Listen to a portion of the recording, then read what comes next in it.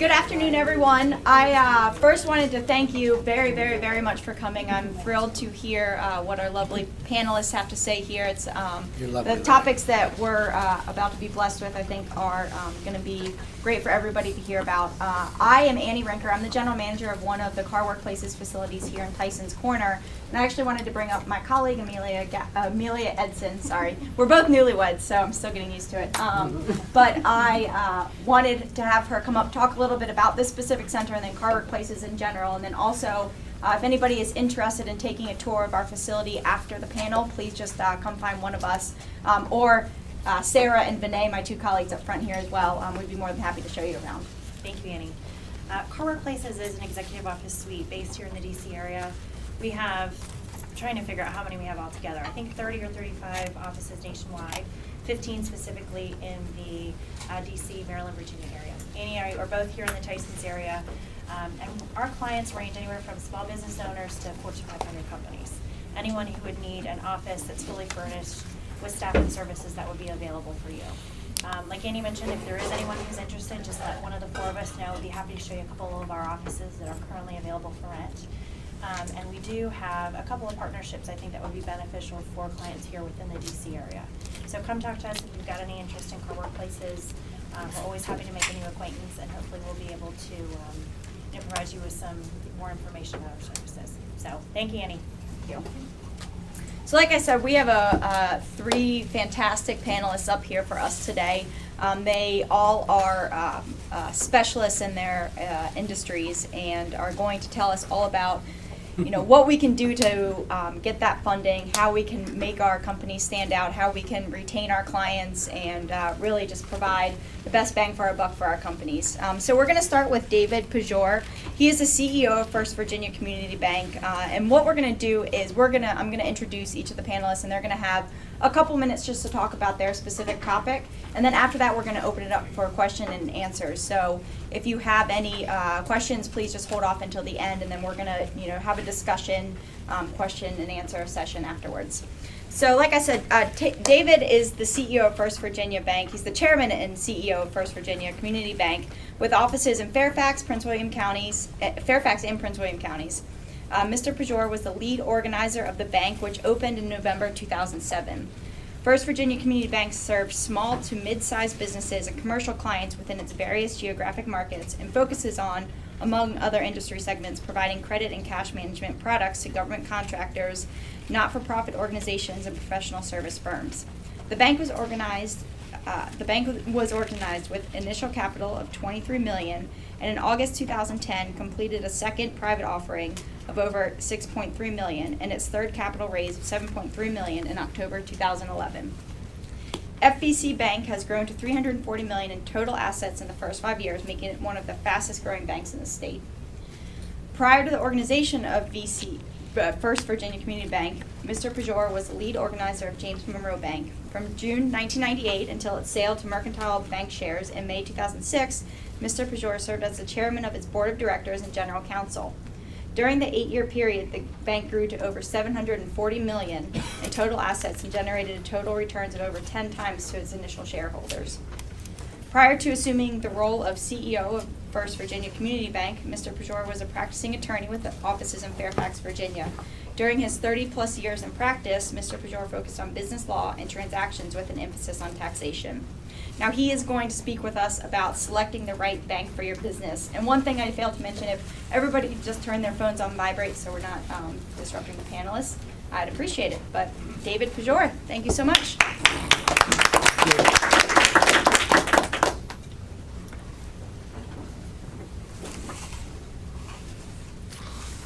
When Larry asked me to join him today, we talked about what would be an appropriate topic, and something that's near and dear to everyone's heart is how to get your bank to say yes. With all the media articles, conversation about how difficult it is for small banks, for small businesses to get loans from their banks, it certainly seemed like an appropriate topic. And I jotted 7 things that I think are essential to making your bank say yes. I've been told to boil this down to 6 minutes, so I'm going to run through these items a little bit more quickly than I might otherwise. The first one, which seems obvious, but I'm always amazed at how many people don't get this one right, is make sure you're with the right bank. There are a lot of different choices out there, big, small, retail, commercial. Banks are not all things to all people. If you're a small business owner, you want to make sure that the bank you're with has the right appetite, industry experience, the scale, the size, the legal lending limit, appetite for growth, appetite for risk, and the kind of business you may have. And if those things don't fit, you can knock on their door all day long. If you're a small restaurant owner and the bank that you're with just has a reputation of not liking to do restaurant loans, you're in the wrong bank. Ask questions. How do you find out if you're at the right bank? Well, there's a lot of public data available. I would recommend you all look at FDIC.gov. It'll list the call reports of every bank in the country on a quarterly basis, and that'll give you some idea of whether your bank is growing, how big they are. In terms of the risk appetite of the bank, it'll show you what their loan performance has been. If I would suggest that if you're with a smaller bank that has a huge bad loan portfolio, and the FDIC call report would indicate that perhaps their appetite for risk may be a little bit less than a bank that has a cleaner loan portfolio.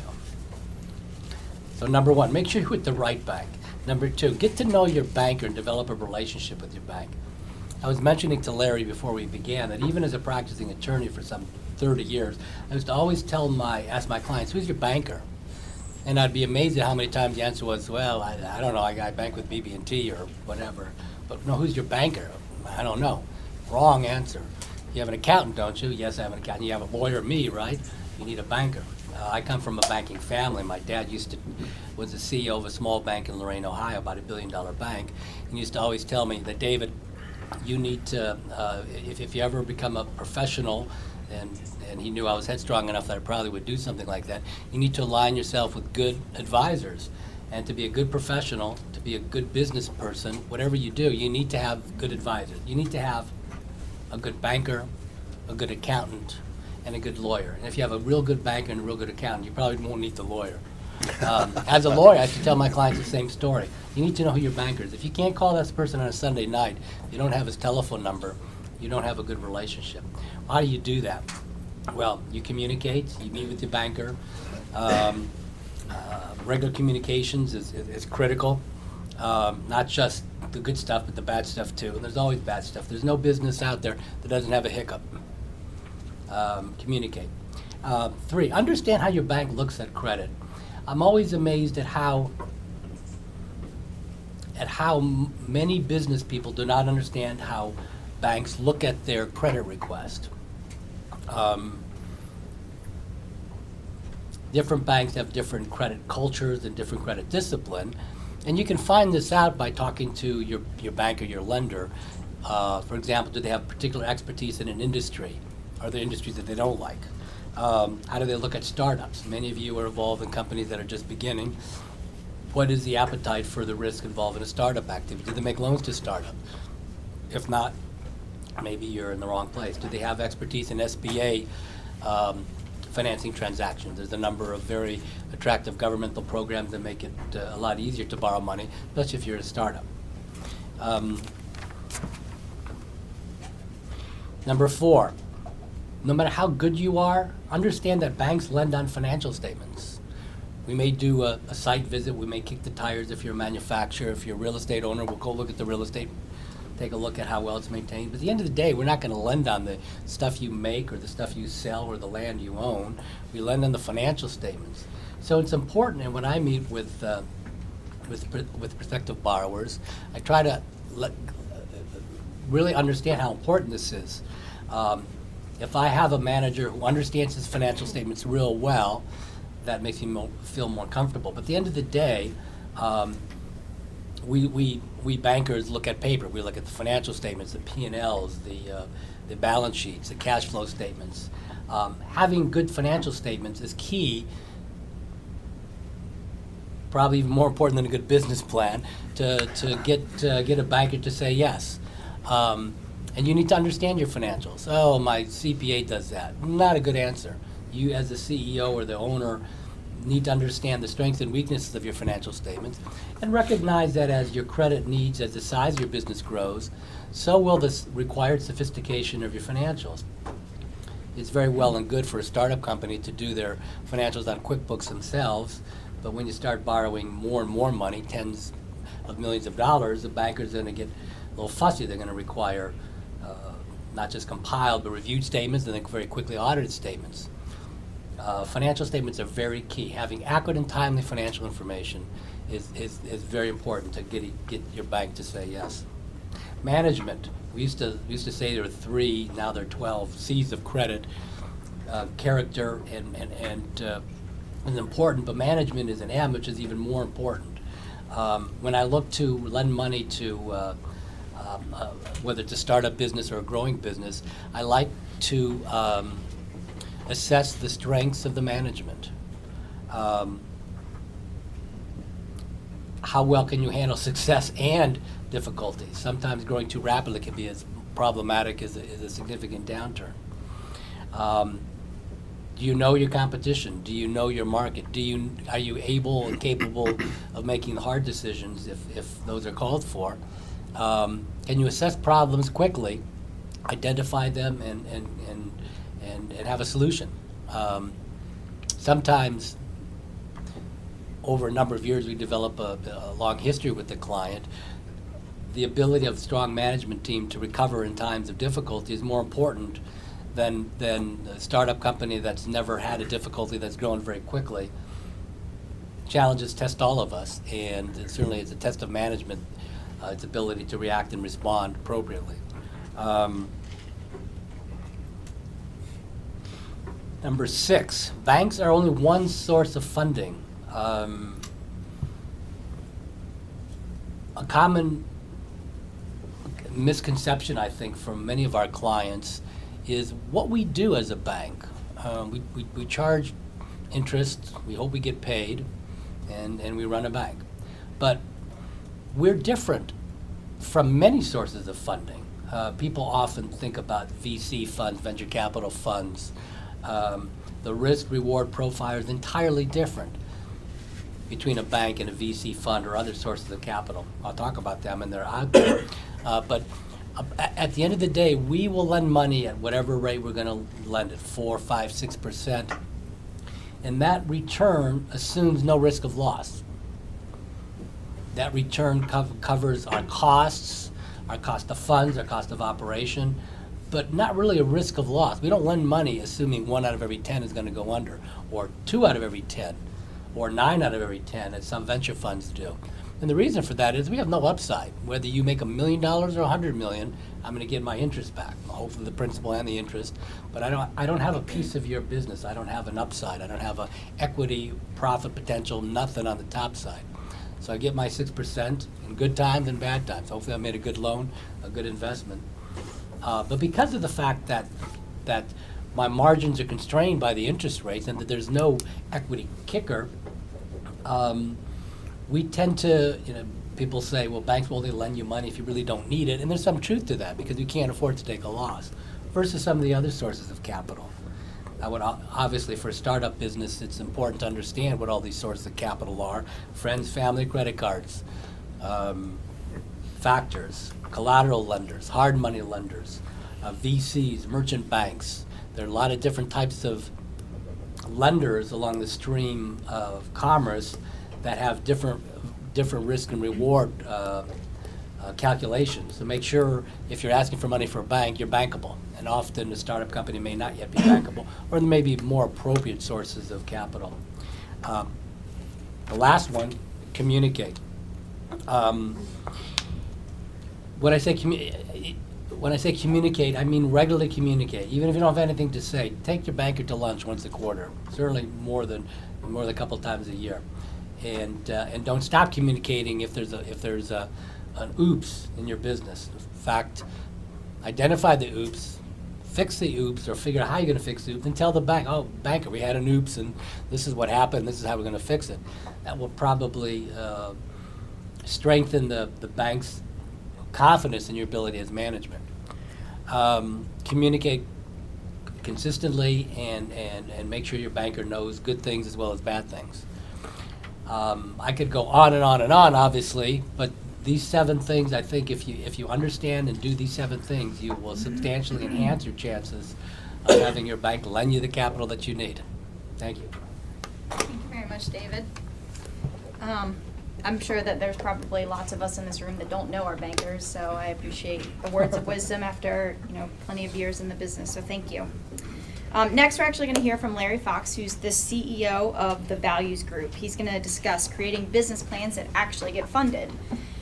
Larry Fox is the founder and CEO of the Values Group. Since 1997, he's helped entrepreneurs create business plans that get offers from lending institutions or funded by angel investors or venture capitalists. A graduate of the University of Virginia, Larry is an expert in research, financial analysis, negotiating, strategic partnering, and sales. He addresses complex business and legal issues consistent with the owner's mission and shareholders' expectations. In addition to preparing investor-ready business plans, he also prepares loan documents, PowerPoint presentations for investors, and even behaves as a COO of client companies when and if necessary.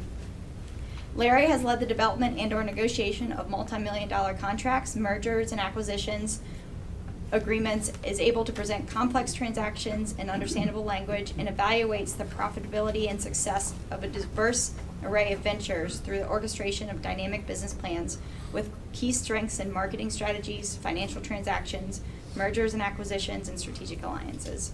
So, everybody, let's put our hands together for Larry Fox. Thank you. Thank you. Thank you, Annie. Gee, I'm totally surprised. I thought we were supposed to talk about sex today. The only reason why I did that, truthfully, is we know that statistically, usually about 20% of your audience is listening. So I was trying to grab the other 80% and bring you into the fold. David talked about you're looking for your banker, but your banker is looking at you. And one of the things frequently when we do a PowerPoint presentation before a larger group, you'll be introduced and you ask what's a common denominator of major successful leaders. And the audience generally will be like third graders. Everybody's got their hand in the air. You've just been introduced as the expert in business plans. They're going to say they've got a business plan. And that's terrific. And then I'll put up a picture of my dog.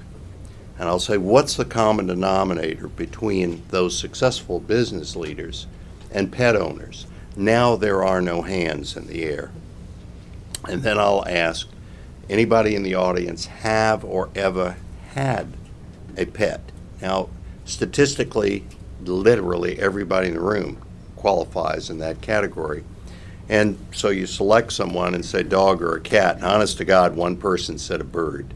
But and then you say, ever take the cat to the veterinarian? Yes. What a smart cat came up to you and said, Mommy, I'm sick. And I would say, well, no. And I said, well, that's my point. You invested yourself to such a degree in that pet that intuitively you knew how it was doing, when it was well and when it was sick. So if I get a client, that's my goal, is to force them to work and become so intimately involved in the process of the business plan. When they meet David and he asks them a question, they have an answer for him. We do business plans, sure. We do them reasonably unique. We've developed our own template through success. We think the first question that anyone should have is, what's the opportunity for your product or service? And it's not good enough. I get this answer all the time. We had a client who had been in business for 42 years, and we talked about this a little earlier, where the client said, you're a dummy to ask me. I've been in business 42 years. There must be an opportunity for what I do. And the answer back immediately was, I'm sure that's what the buggy whip manufacturers had to say to their bankers those many years ago. It's great that you've been in business for 42 years or 442 years. A banker wants to know, is it reasonable to expect you will be in business to pay the interest and the principal 5, 10, 15, 20, 25 years from today, so that we look at that's the first thing that you have to develop to persuade anyone that you have a viable business and the potential to grow. We then analyze the next section is the team. Again, falling back on what David had to say, does your team, either through education or experience, have the ability to take advantage of a particular opportunity? It's here that, yes, we analyze the competition. Why is your team different vis-a-vis the competition? We also go further in today's world. Just 18 months ago, we would have painted a pastel-colored brush, if you will, in the marketing. We would say, here are the 10 things they're going to do. We found in today's world that's not good enough for banks, that's not good enough for venture capitalists or angel financiers. They say, if all you're going to tell us is you're going to hire a bunch of people, that's too much akin to the theory of have money will solve problem. That's a false theory. You're supposed to be the world's greatest expert, so you have to develop the target. You can go hire a consultant, you can hire a VP of marketing, you can do lots of things, but you're the person that's supposed to be able to describe specifically how you're going to get this product sold in the marketplace. You can't say, I'm going to network. What does that mean? You're going to network with whom? How much time are you going to spend?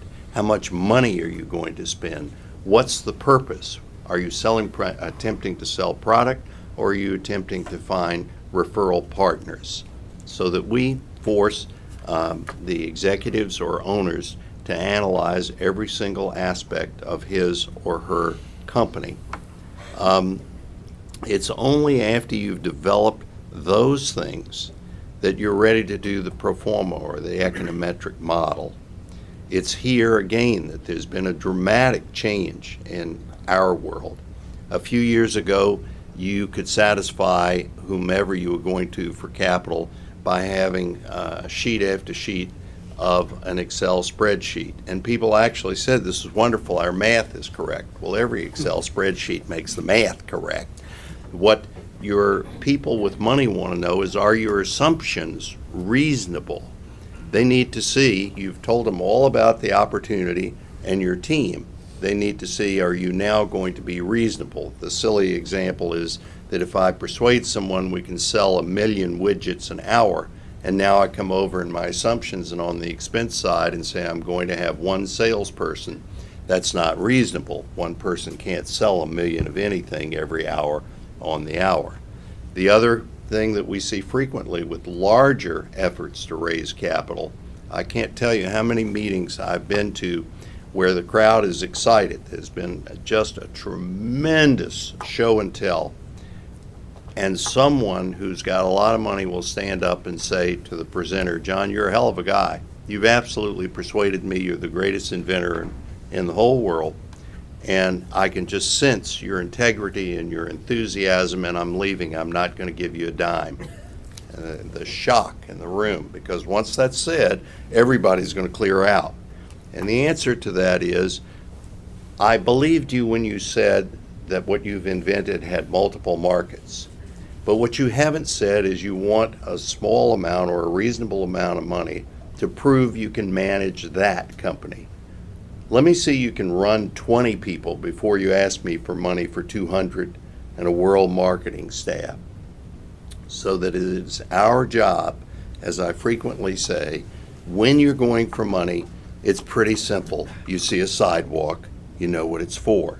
If your business plan is complicated and no one knows what it's for, it's valueless.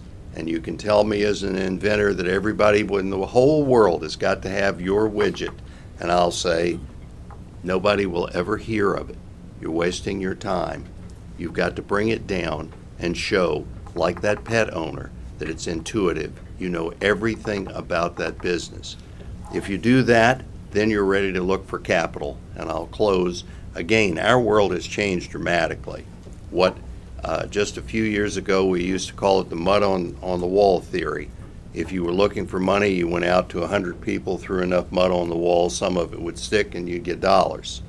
We tell people that's a wasted effort. Since the economy has changed, there are VCs out there that no longer say if we get $1 billion a quarter, we have to invest $1 billion a quarter. They're now prepared to say we won't invest a damn thing this year. It's better not to lose money and get zero on as a rate of return than it is to take a bath. So that we tell people, look for where there's a predisposition for your product or service. Then you can talk to people and your odds go up. Again, assuming that you have a good business plan, and David would say the financing is structured correctly. My time is up, and I thank you for yours. All right, thank you so much, Larry.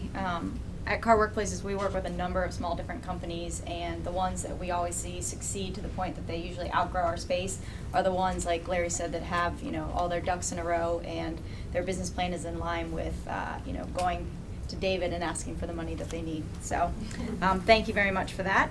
Next, we're going to hear from Carlos Diggs. Carlos is the CEO of Carlos Diggs Consulting. He's going to discuss how to develop and implement a customer acquisition and retention plan. Carlos's life assignment is to encourage and lead people to do what they are inspired to do. I just love that sentence, and it was something I took out of his bio and wanted to share with everyone. He's inspired by transforming clients into what he calls rainmakers, or a person that develops new opportunities for individuals or organizations. He understands that everyone in an organization affects the buyer's journey. He enjoys coaching and mentoring people to realize or maximize their rainmaker potential, therefore enhancing their buyer's journey. He challenges people with negative stereotypes about sales to embrace the #1 skill possessed by successful people. He's an entrepreneur at heart who has held senior level positions for Fortune 500s, helped launch and run several startups including media and entertainment management, professional services, telecommunication, IT hardware, software, and cloud computing. He has over 20 plus years of professional sales, business development, customer service, and management experience in cross-industry environments. Furthermore, he has a personal record of exceeding financial goals by a career average of 126% and 145 million plus. He currently lives in the Baltimore, Washington area with his wife and their 4 children. His service to the community as a mentor and coach to aspiring business leaders has helped him stay grounded. So let's put our hands together for Carlos Diggs. Thank you. Can I get a sense of the businesses that are represented here? Are they professional services, products, retail? You just blurt out whatever. Professional services. Auto repair? Consumer, regular cars, or commercial, or both? Both. Both. Anything else? We have any salespeople in here? Okay. All right. Well, everyone should raise their hand. All right. The one thing that I like to do when I go into a new client or new opportunity, I like to find out or identify who the thought leaders are. The guys or the individuals that are the thought leaders become the best lead generator. And so from a branding standpoint, I try to promote and encourage that person to get out of the basement, if you will, and to get out there and to generate leads to bring in. Because if you get a qualified opportunity, then you don't need manipulation to get a new client. And I'm totally against manipulation. So I encourage everyone to take a sales training course at least once in your year. Now think about that. The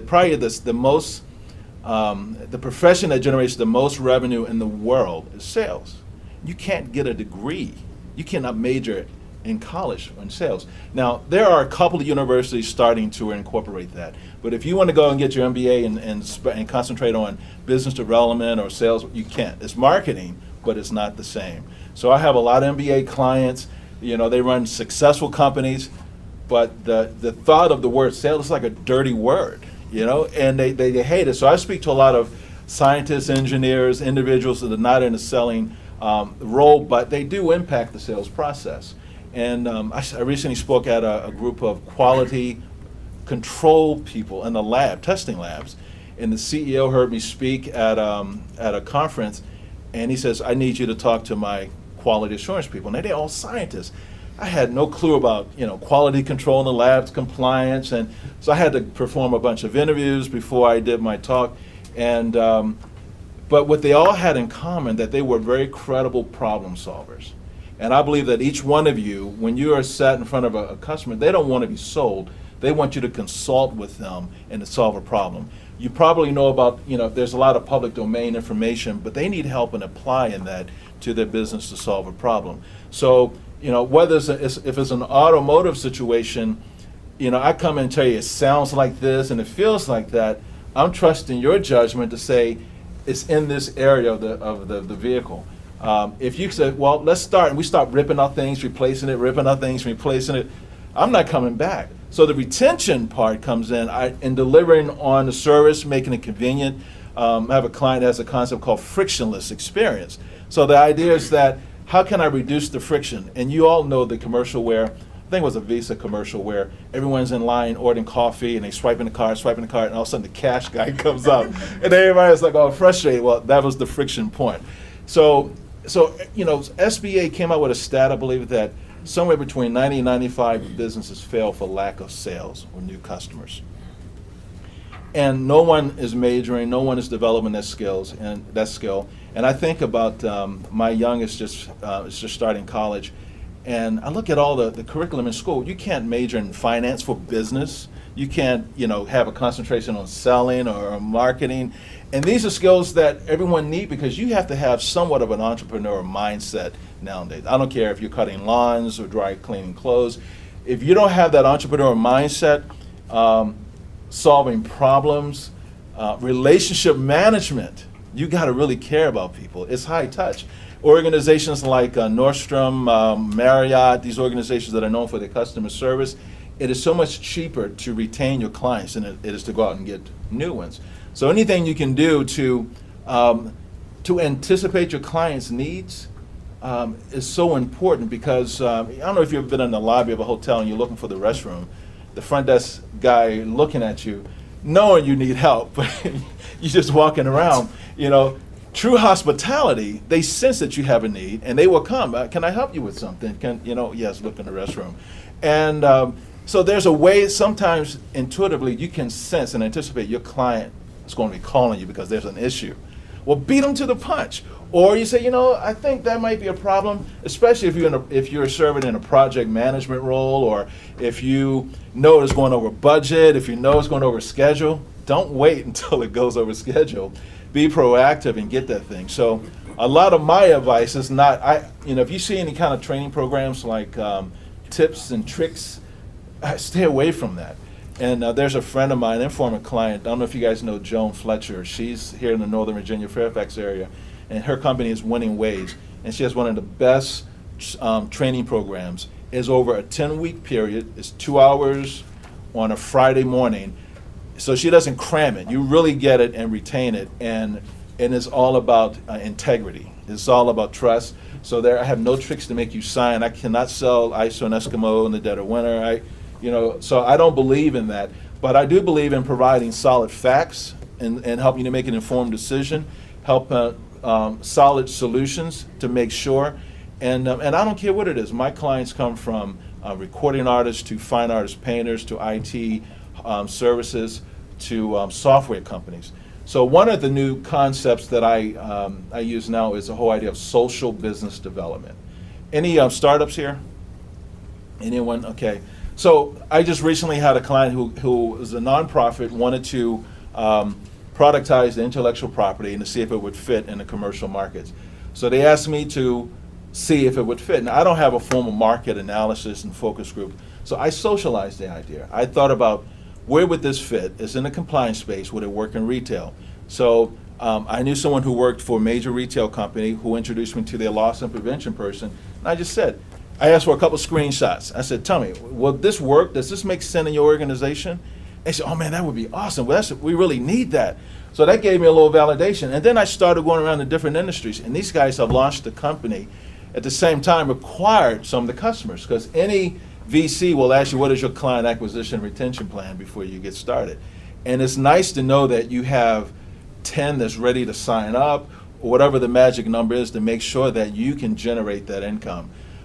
So a lot of times, the old saying was, your first round of funding was the friends, family, and fools. I didn't hear the credit card one before, but touch you, I go back to just before the bubble burst, and they were like, friends, family, and fools. So I sort of changed it to friends, family, and fans, So the power of social media, you know, is so huge. Your brand is so important, so to make sure that you develop a brand that represents you. But I guarantee you, everyone in here, within your contact management, you probably have 1,000 or 2,000 contacts. And I bet you that 90% of them have no idea what you do. They have no idea. And the thing is, when you look at the whole viral marketing concept of, you know, sneezers and tastemakers and how we have that ripple effect, you don't need all 1,000 of them to say, hey, I know someone that can use that. You only need a small amount of them.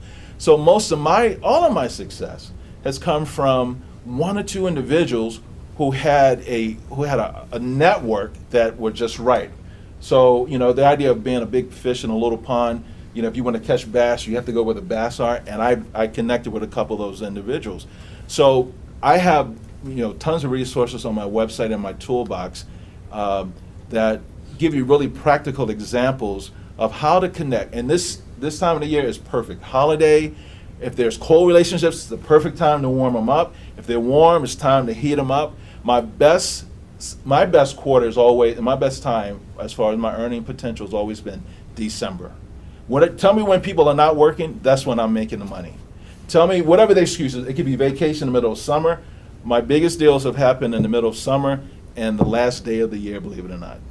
And it's I just found people to be more accessible. Friday afternoons are my best time to connect with people, as opposed to I could be out golfing, I know. So I kind of do the opposite, right? But it's so important this time of the year to reconnect with all of your contacts, and you don't have to spam them, but it's and you really want to be sincere, but it's like, you know, I'm with this awesome company now, and I'm doing this, and we do this for these kind of companies. Let me know if you know anyone. Just like that, all of a sudden, some of the relationships that you care about, let's say on LinkedIn, you really pay attention to. If you don't have Twitter, you may want to start that, and then on the Facebook. So I just got a couple leads from Facebook because a press release went out about me working with the U.S. Olympic bobsled team. The release don't go out me thinking I'm going to get opportunities, but people's like, and this, I'm talking contacts from years ago. I had no idea what you were doing. I think you might be able to help me and my organization. Can I call you? And Facebook, I never look at Facebook for an opportunity. That's where I see my grandson and my daughter and, you know, family pictures and most recently my gourmet recipes that I take pictures of and post up. So that's it for me. All right, well, thank you very much, Carlos. So what we tried to bring together here are 3, you know, great minds in the industries. We've got the money, we've got the plan, and we've got the people. But what we want to do is open it up now for everybody to ask some questions. You know, you guys have them. You know, we can spend as much time as we need to now sort of having a discussion and asking any questions that you might have. In the back. Right, so going back to the banker concept, you mentioned to establish a personal relationship with a particular banker. Given now that, you know, probably most of us in the room bank at a large institution, and coming from a small business, you're a small business yourself, what is your recommendation to establish a personal relationship with a banker at a large institution? Or are you recommending that we start working with the smaller banks and establish a partnership to both grow? Not necessarily. I know some of my clients have wonderful, positive relationships with large organizations. I would throw out some interesting statistics. The banking sector in the United States is really becoming more fragmented, and there's becoming very, very large mega banks and smaller, under $10 billion banks.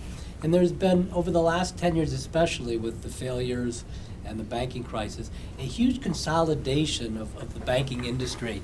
I think that it used to be the top 10 banks controlled about 40% of the deposits in the country. I think right now the top 6 banks control about 60% of the deposits. Banks under $10 billion in assets only control 19% of the entire deposits in the country. And yet those $10 billion and other banks have made over 58% of the small business loans over the last 3 years. So, although I'm not saying that you can't get really good service from a large bank, the reality is that the big banks are increasingly financially driven by large consumer retail operations.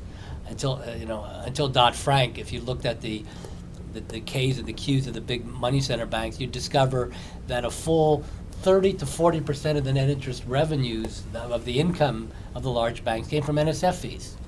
They're big consumer fee-based models. They don't make as many small business loans as you would think. Having said that, I know some really good business bankers at BB&T, B of A. I guess I would have you ask yourself and your banker a couple of questions. Understand what their legal lending limits and their authorities are. Do they have authority? Do they have loan authority? Does everything have to go up? What is the authority? What are the various authority levels within their bank? If everything has to go to Winston-Salem, then you at least know that. How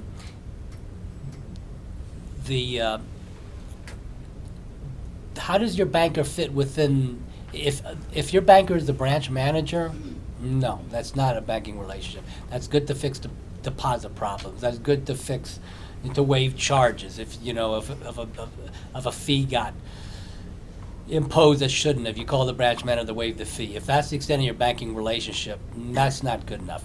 You need to have a lender, and at least an assistant VP, if not a VP, hopefully a senior VP, somebody who has some authority, somebody who has expertise in your area, your industry, somebody who will go to bat for you, and somebody whose telephone number you have so you can call on a Sunday afternoon.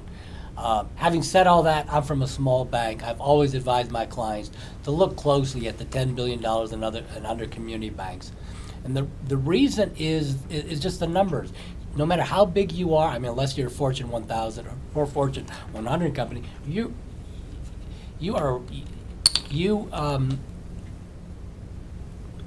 don't have clout with a big bank. If you're with a $10 billion under community bank, I keep on turning this phone off and it keeps on popping back on. You have real clout. That can make a lot of difference. And the statistics I cited at the outset of the answer to this question are real.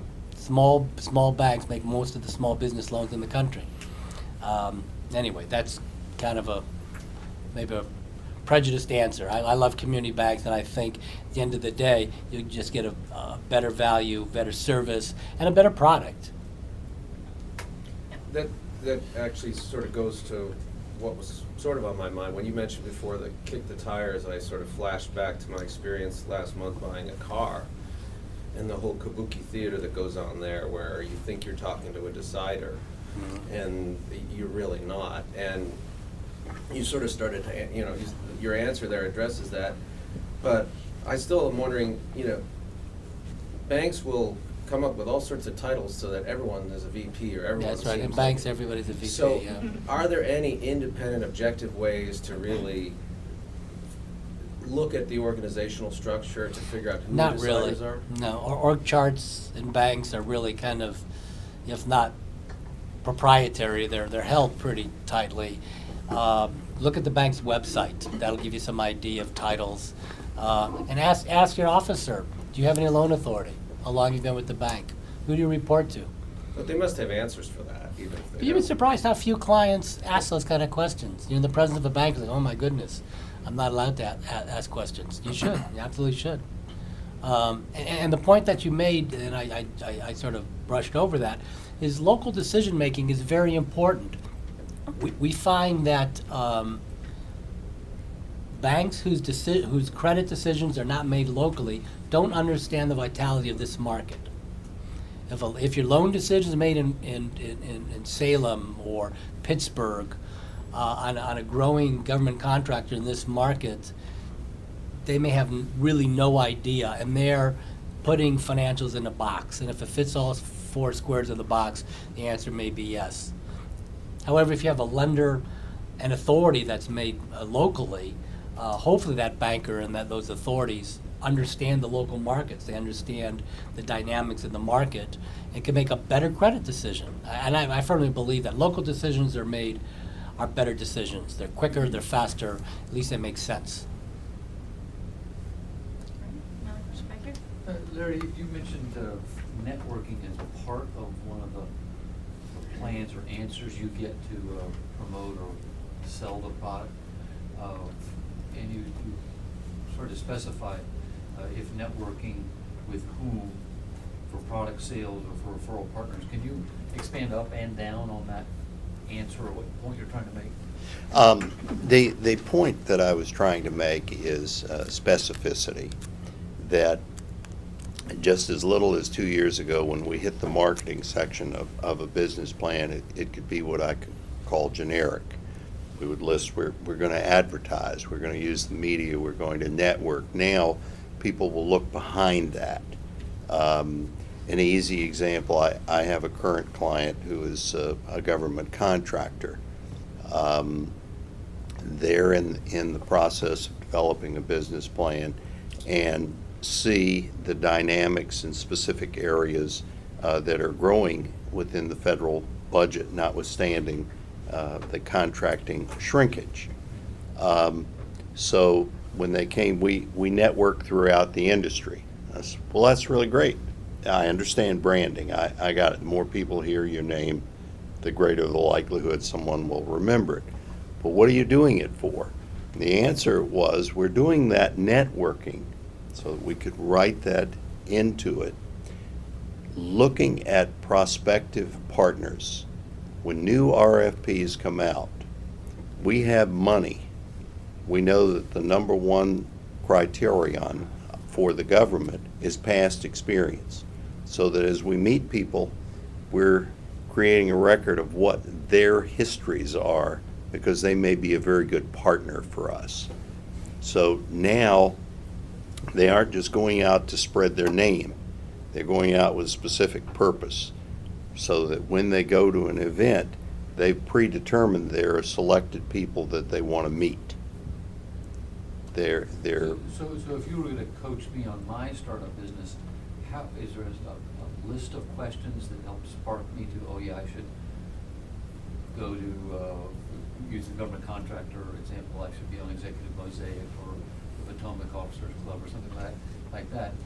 Is there a questionnaire that you provide your clients to help spark their thinking about how to, for example, network?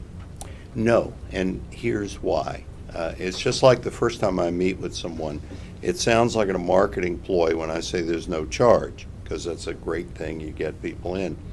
What it really is about is I want them to talk without looking at their watch. I don't want them thinking, this is costing me money. I want them to start talking with me, to start that process of interactivity. So as we develop the opportunity section, then I'm prepared to now let's start to talk about your networking. What is it you see? What is it I see? As a guy who started up many companies and ran a great variety of them, I can now start to talk with you about what I see, how I would do it. And by the way, that's what happens. Sometimes we'll catch a company that has started up and now they want expansion. They had no business plans, and they were good at what they did. They gambled, they made it. Now they want more money. Not going to happen just on that basis. We actually have to write their plan retroactively, and the way I do that is to figure out, what would I have done just sitting there to create the network or to create the event?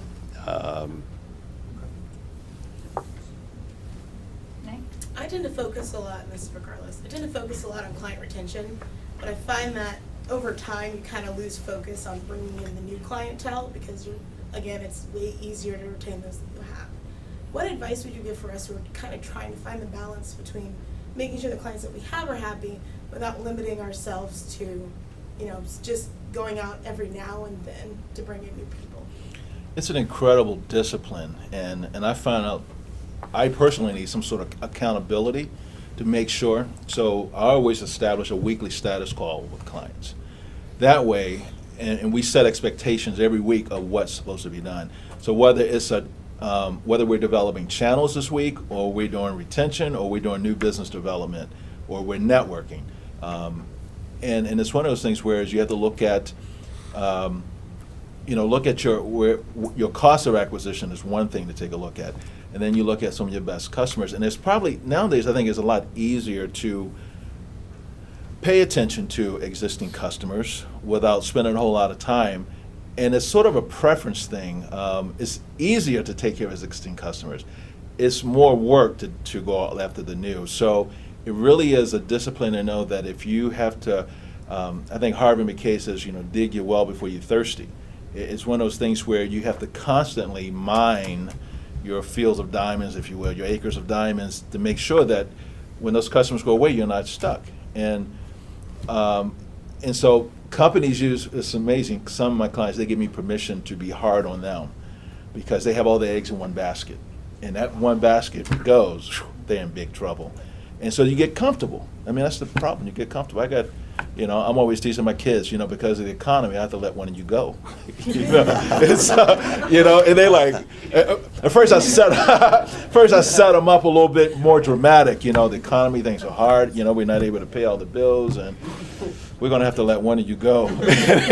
So I joke about that, but your position could be in jeopardy if you aren't out there cultivating some new opportunities. So, and I'm self-employed, so it's easy for me to say, open the fridge or look at my wife, and man, I got to get busy here, So I don't have any. If I don't kill, I don't eat, and so I mix.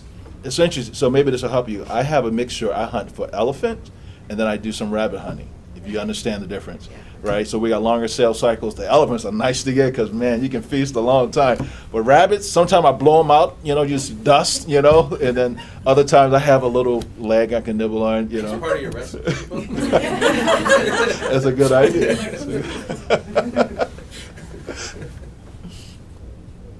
Other questions? Yep. Yeah, I have one question for Carlos. I know you had brought up the sites. You had said LinkedIn, but then you said Twitter and Facebook, which, the latter two are more personal, whereas the other one's more business related. And I was just wondering if you could maybe bring up some of the good points about trying to make business contacts on personal sort of social networking things. Wow. So I believe content is king. I don't care who you are, what level of organization, publish something, blog something, post, make a comment on someone else's. I don't care. Follow the experts, get your brand out there, get as many photo ops you can, get your picture, your name. Right? So you get a little following on Twitter. Twitter's great to promote your content. Hey, I just published a book. I just did a paper. Boom, post it. Hey, I'm speaking tomorrow. Post it. That's quick and easy. Something like TweetDeck allow you to blast them all at one time, right? So it's convenient. LinkedIn.